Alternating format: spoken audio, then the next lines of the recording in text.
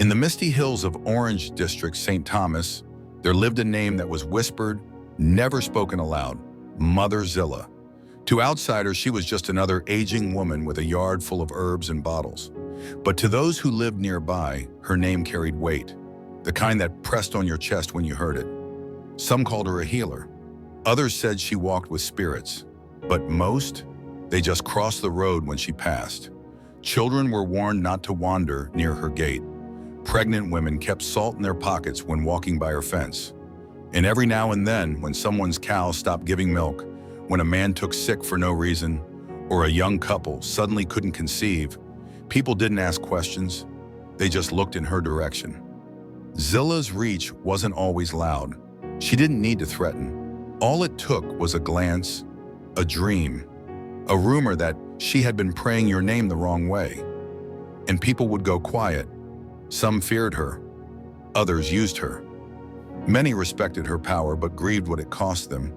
There were stories, unconfirmed but never forgotten. A broken marriage here. A child who stopped performing well in school. A young man who insulted her and was found days later, wandering barefoot in the cane fields, talking nonsense to the wind. She never denied these things, but she never confirmed them either. She simply existed, like smoke, impossible to ignore. And though time passed, her name remained a shadow at every family table. Zillah, a woman feared not just for what she did, but for what she could do. Her yard was wild, untamed, and overgrown. The house was half hidden by bushes, and burnt offerings sat beneath a giant cotton tree. Bottles hung from branches, tied with red thread and bits of hair. Smoke rose from the back, where something always seemed to burn. Chickens never crossed her gate. Even the mangy dogs in the district barked from a distance. But inside that yard lived someone else, Shanice. Shanice was 17, with bright eyes and quick feet. She was a daughter trapped in a shadow. Every morning before the sun lifted fully over the hills, she stood barefoot at the edge of the gate, watching the road. She was not looking for cars or friends. She was looking for freedom. Sometimes she hummed old songs Zillah never taught her. Sometimes she prayed quietly, so Zillah wouldn't hear. Because in that house, prayer was forbidden, unless it came with rum, candles, and the calling of names not written in scripture. Some secrets are heavy, some are dangerous, and some are holy. Every Sunday morning, while the rest of the district made their way to the big church near the main road, Shanice did something else. She waited and watched. She listened for Zillah's door to creak shut, because when Zillah left the yard, usually to bathe in the river with chalk dust and rum, Shanice ran to worship. Barefoot and breathless, Shanice slipped through a narrow track between guava trees and cane fields. In one hand, she held her slippers, and in the other, she held a folded blouse, clean and white. She didn't go to the big church, but went to the little tabernacle at the back of the district, where the drums were loud and the prayers louder. She sat in the back row, never fully inside. She was not ashamed, but she was fearful. Because if Zillah ever found out, but that fear never stopped her from lifting her hands or whispering, "God, if you are real, don't forget me." Inside the humble church, there was no electricity, just the sunlight that shined through wooden slats, tambourines clapping, and the cry of women in prayer. At the front, Pastor Mary spoke from his spirit. His voice was soft and steady. It was sharp like a cutlass cutting through bush. Now and then, his eyes would drift to the back of the church on Chenise. He never asked or called her out. He just prayed. God, cover the one who is watching from afar, the one who is caught in between light and darkness. That night, the moon hung low, swollen and silent. And in her small room, lit only by a kerosene lamp, Shanice lay awake.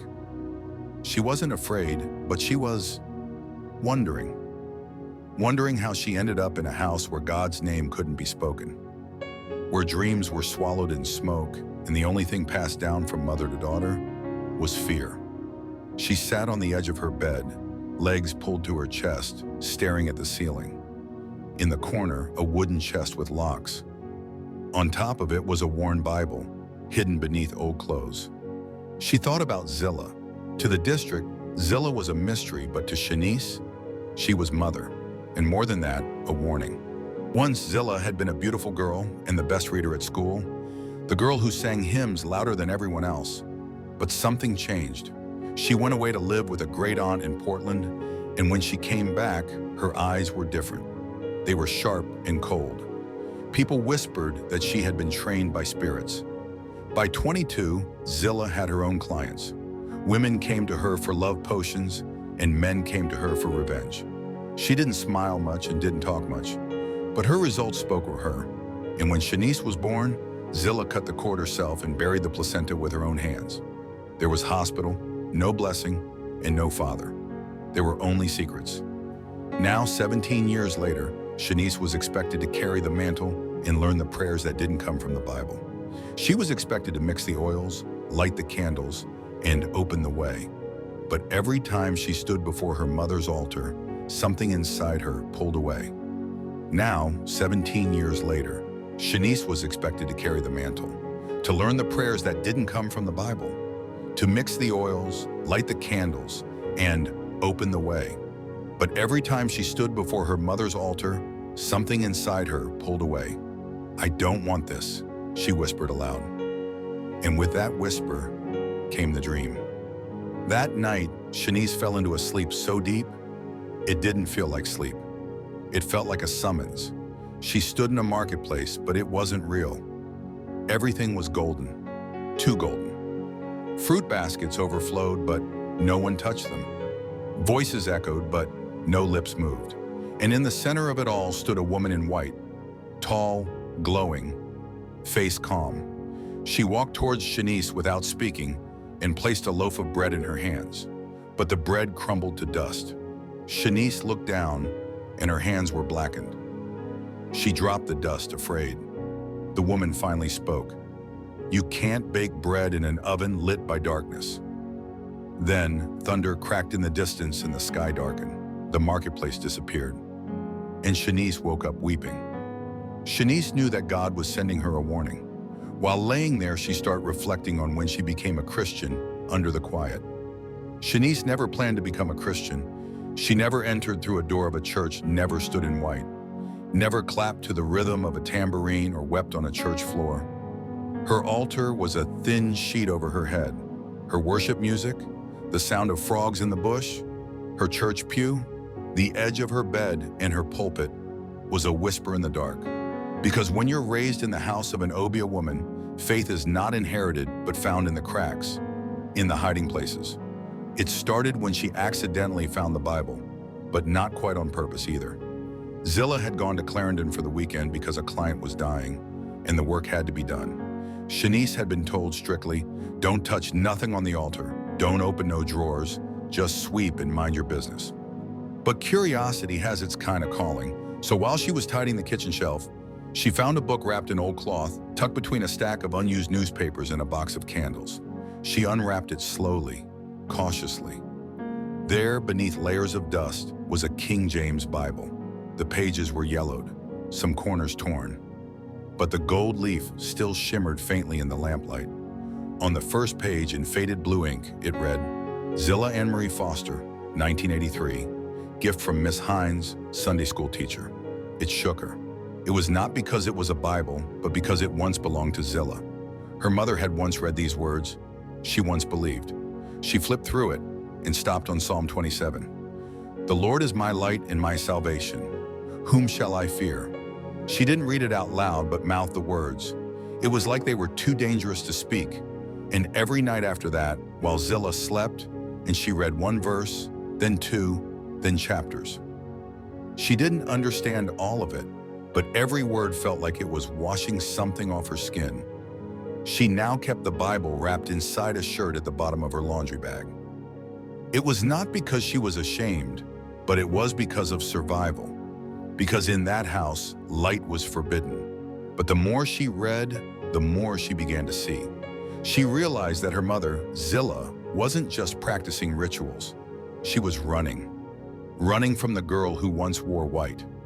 Running from the truth that she once sang in Sunday school. And Shanice? She wasn't running anymore. She decided to walk slowly, quietly toward the God she hadn't been allowed to know. But with every verse, every whispered prayer, she was carving out a sanctuary in secret, because sometimes that's where true salvation begins. Shanice's finding Jesus started with a cough.